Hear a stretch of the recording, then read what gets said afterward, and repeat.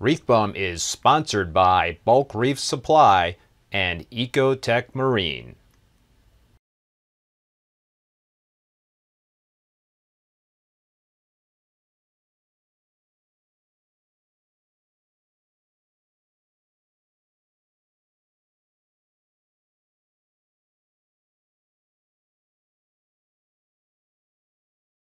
Quarantined fish, there's a problem with quarantined fish. I know everybody's going to hate me, but I believe in parasites and algae. I think algae is our friend. We need algae to make the tank healthy. And I think we can live with parasites and bacteria and viruses. Because if we say kill the parasites, or no, let's say we kill the bacteria in a tank. We put an antibiotic in there, kill the bacteria. The bacteria also kills the parasites. Parasites are preyed on bacteria and viruses. So if you kill one of the things, like a bacteria, or virus, or a fungus, or something like that, the other things could take over, and your fish could get a disease that you can't cure.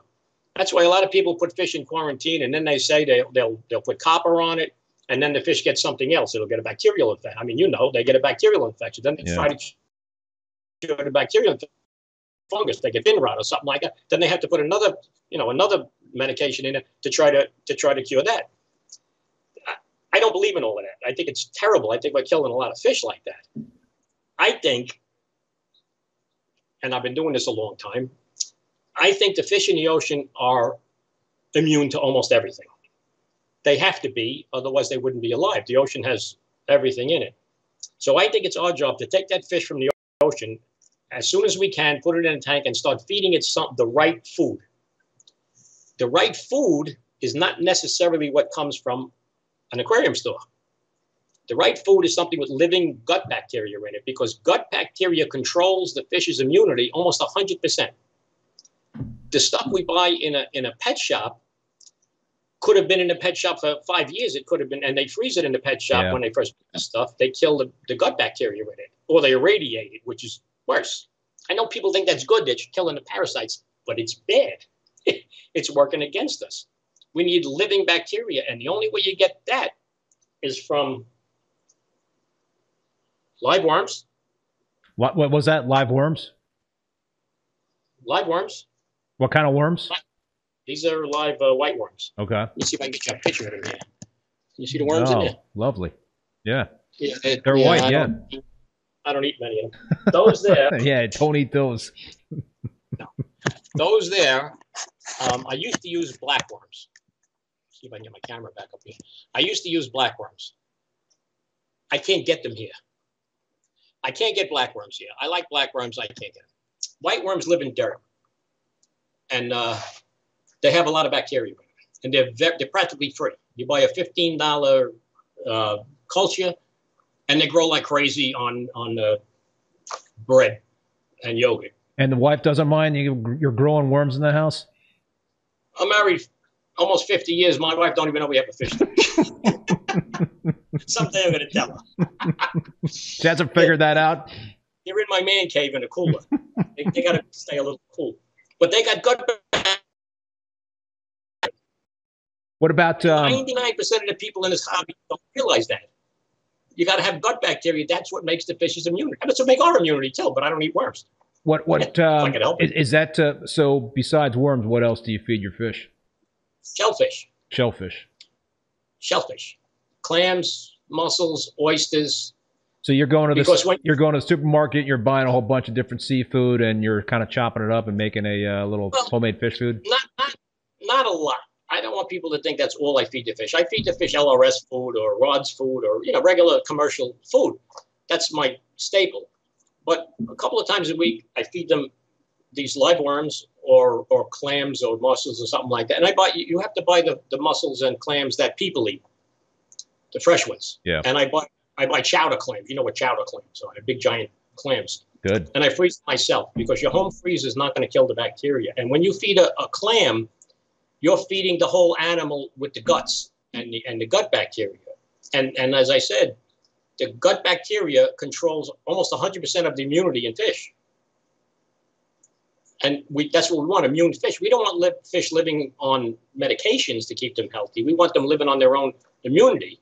That's why those fish, even the 30-year-olds, have never been medicated or quarantined or anything. And I can throw anything in there.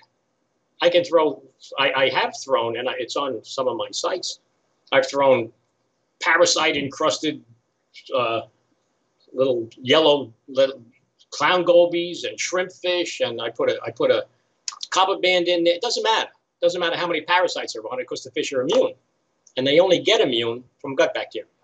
I was going to say there's one thing we didn't touch on, which is very important. Cortisol. Cortisol. Cortisol. The stress hormone. That's the reason medication and quarantine kills fish. It shortens their lifespan a lot. We have cortisol, and I assume fish have cortisol. It's a stress hormone. We make it in our adrenaline gland. I don't know where fish make it.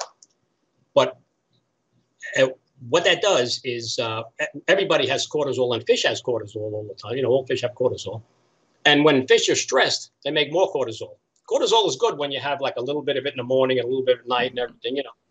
But if you have it constantly, like a fish in quarantine in a PVC elbow, or a fish that's not eating the right food, they get constant buildup of cortisol.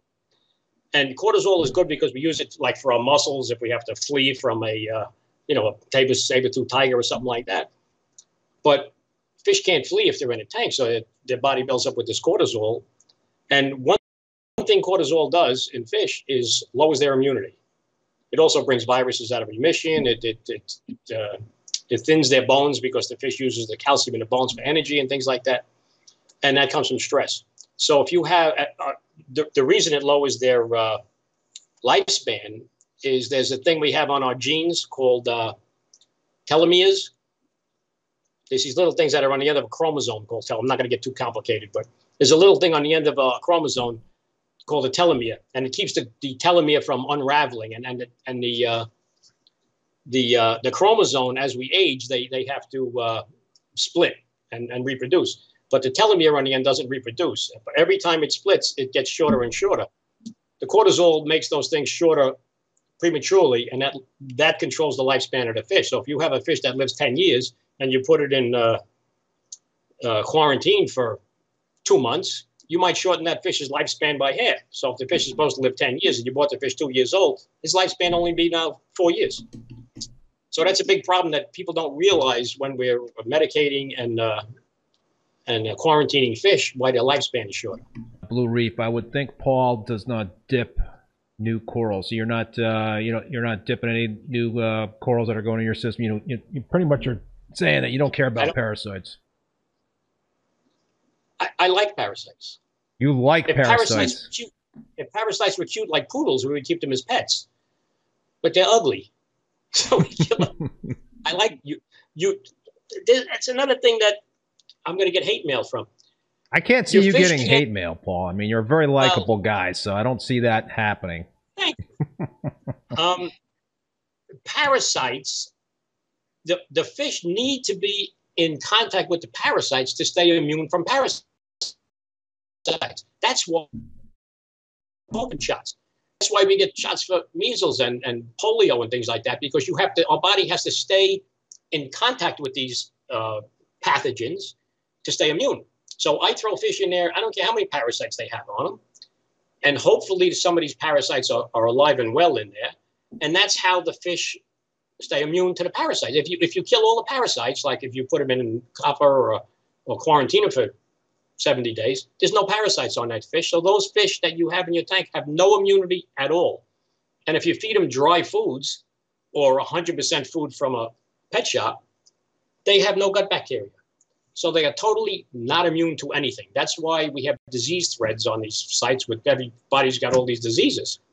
The fish don't get the disease. We're giving the fish the disease by not allowing its immunity to keep the fish safe. That's why hopefully there's parasites in. And what's his name, the guy who owns Aqua Biomedics? Dr. Eli Meyer. Okay. Hopefully he'll send me a thing to test my tank to see if there's any parasites. I just threw 5 fish in there this week. And I think, I can't see them, the parasites, so I don't know, but I'm hoping some of the parasites are alive and well in there. and they can't get to epic proportions because all the fish are immune. But I'm hoping some of them are trying to infiltrate some of the fish every once in a while, so at least the parasites could stay alive. And it's like inoculating the fish like we get COVID shots. It's keeping the fish's immunity up far. Makes sense. And so far, in 51 years, it's worked.